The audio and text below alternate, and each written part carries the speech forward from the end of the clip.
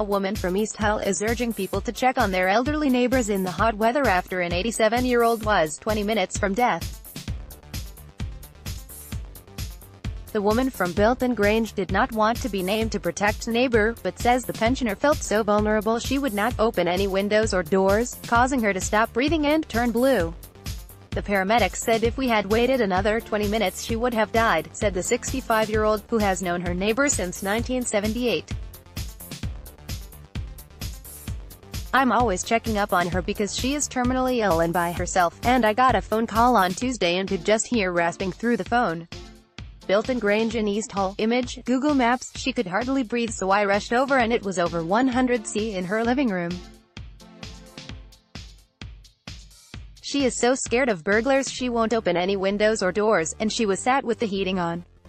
She hadn't been getting up for any drinks and she had completely overheated.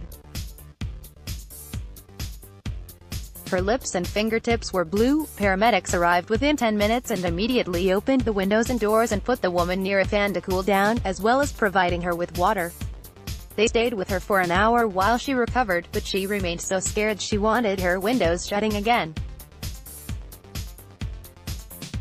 Signs of heat exhaustion include headaches, dizziness and confusion, loss of appetite and feeling sick, excessive sweating, cramps, fast breathing and intense thirst. The NHS advises following these 4 steps to help someone suffering with heat exhaustion. 1. Move them to a cool place. 2. Get them to lie down and raise their feet slightly. 3. Get them to drink plenty of water. Sports or rehydration drinks are okay. 4. Cool their skin. Spray or sponge them with cool water and fan them. Cold packs around the armpits or neck are good, too. Call 999 if the symptoms haven't eased in 30 minutes or the person is unresponsive. Her neighbour said, she recovered quite quickly but was so shaken up about it all.